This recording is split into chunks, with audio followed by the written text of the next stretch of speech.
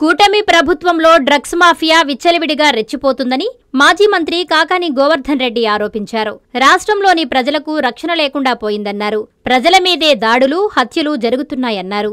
నెల్లూరుకు చెందిన సామాజిక ఉద్యమకారుడు పెంచలయ్యని డ్రగ్స్ మాఫియానే హత్య చేశారని తెలిపారు. నెల్లూరు జిల్లాలో డ్రగ్స్ మాఫియాని ప్రోత్సహించేది కూడా ఆ శాసనసభ్యుడేనని సంచలన వ్యాఖ్యలు చేశారు. నెల్లూరు జిల్లా వైఎస్ఆర్ కాంగ్రెస్ పార్టీ కార్యాలయంలో కాకాని మీడియాతో మాట్లాడారు. వెంటనే రాష్ట్ర ప్రభుత్వం స్పందించి డ్రగ్స్ మాఫియాని అరికట్టాలని డిమాండ్ చేశారు. లేని పక్షంలో కూటమి ప్రభుత్వాన్ని ప్రజలే కూల్చేస్తారని హెచ్చరించారు.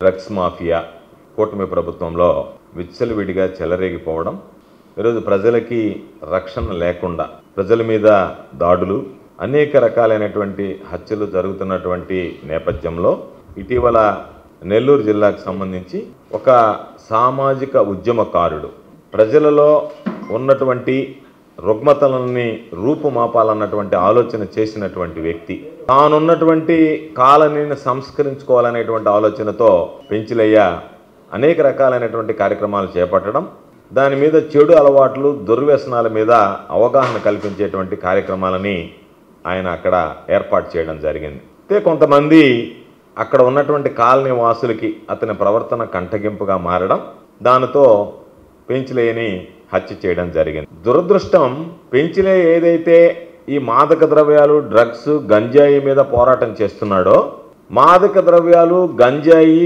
డ్రగ్స్ అమ్మకాలు చేస్తున్నటువంటి ఆ కార్యకలాపాలు నిర్వహిస్తున్నటువంటి వ్యక్తులే ఈరోజు ఈ దాడిలో పాల్గొని దాడికి పురుగొల్పి ఆయన్ని హత్య చేయడం జరిగింది.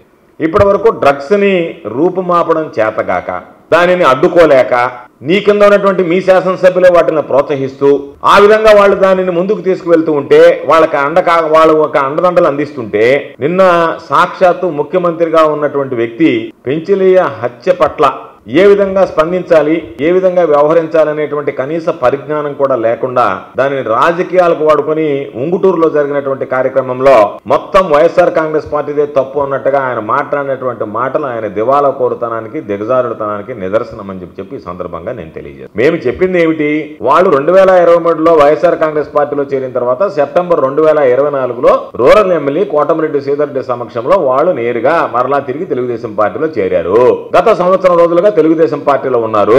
వాళ్ళు తెలుగుదేశం పార్టీ నుంచి తిరిగి వైఎస్ఆర్ కాంగ్రెస్ పార్టీకి వచ్చే పరిస్థితి లేదు. ఎందుకంటే ఎవడన్నా తెలుగుదేశం నుంచి వైఎస్ఆర్ కాంగ్రెస్ పార్టీకి వస్తే వాళ్ళని ఎన్ని రకాలుగా ఇబ్బందులు పడుతున్నారో, మళ్ళీ వాళ్ళని వారం రోజులు తిరగకుండానే మీరు ఏ విధంగా కొండవాలేస్తున్నారో ఈ రోజు మనం చూస్తూనే ఉన్నటువంటి పరిస్థితి. ఈ రోజు సమాజం చెడిపోయేటువంటి ప్రమాదం ఏర్పడింది. సమాజానికి రక్షణ కరువైంది. ఈ రోజు జరిగినటువంటి హత్య పట్ల ప్రజాగ్రహం వెల్లుబుకుతుంది అంటే దాని అర్థం ఈ ప్రభుత్వం పట్ల నిరసన తెలియజేస్తున్నారు. ఇది పెంచలే పట్ల తెలియజేసేటువంటి నిరసన, పెంచలే పేరిట జరిగేటువంటి ఈ నిరసన ఈ రోజు ఎక్కడికి వెళ్ళినా సరే అనేక రకాలుగా ఈ నిరసన కార్యక్రమాలు నిర్వహిస్తున్నారు ప్రజలు. అంటే ఇది ఒక పార్టీతో అయ్యేటువంటి పరిస్థితి కాదు, స్వచ్ఛందంగా ప్రజలు పాల్గొంటున్నారు. కాబట్టి అంటే ప్రజలు ఈ ప్రభుత్వ విధానాల మీద వ్యతిరేకత ప్రకటిస్తున్నారు కాబట్టి, ప్రభుత్వ విధానాల మీద ఆగ్రహం వ్యక్తం చేస్తున్నారు కాబట్టి ఇంత పెద్ద ఎత్తున ఈ రోజు ప్రజలు కూడా పాల్గొనేటువంటి పరిస్థితి ఏర్పడింది. విద్యుత్ వినియోగదారులకి శుభవార్త.